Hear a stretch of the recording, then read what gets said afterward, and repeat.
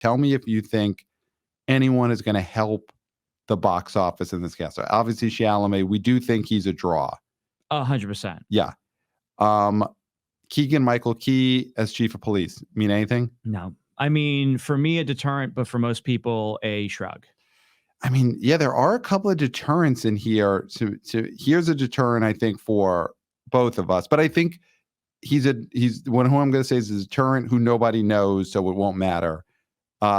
Little Britain's Matt Lucas as Prodnose. Yeah, I mean, if you know, you know, and if you know, you avoid. But most people know him for Bake Off at this point. Okay. For British Bake Off, because he was a co-host of that. But he was dumped from that show, right? He was, but I don't think people hated him. Like, Okay. I don't think they have the memories of us going to Comedy Central and being like, please be an SNL rerun or Kids in the Hall. And then Little Britain shows up and you're like, what? You know, and then you have to go over to Sports Center or whatever, MTV. Right. And so I think we hold that grudge. And I think there's not going to be a negative connotation with him as much as we carry. So I do think that it's a push. I mean, nobody's going to go to see the movie for him. Right. But I don't think there's going to be a mass avoidance of him. Okay. I agree. I don't think Matt Lucas will keep people away, will affect the box office. So that's good for this movie.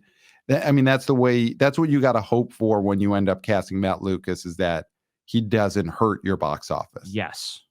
Sally Hawkins is Willy Wonka's mother.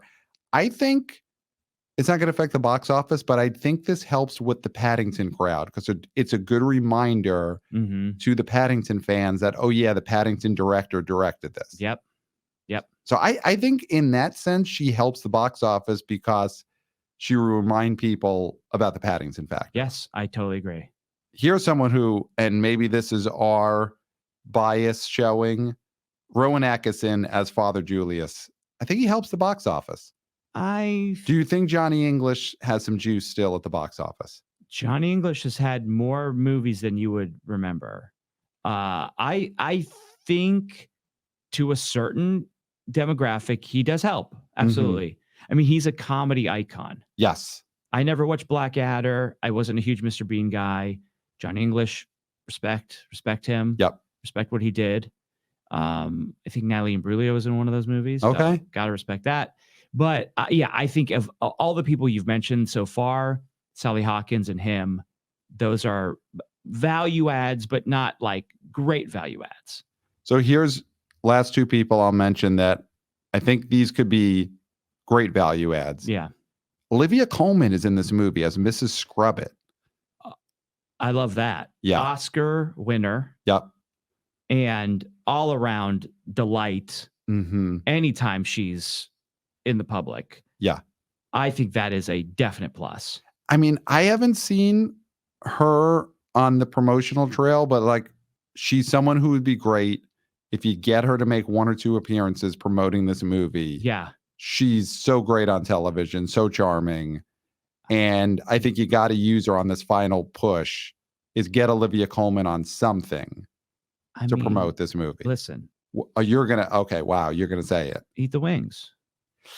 Eat the wings. Dude, I would watch the heck out of that if Olivia Colman is eating those wings. Yeah. The reactions, the conversation, the non sequiturs. Yep. That is, I think she'd be unflappable. Entertainment. Yeah. That's entertainment.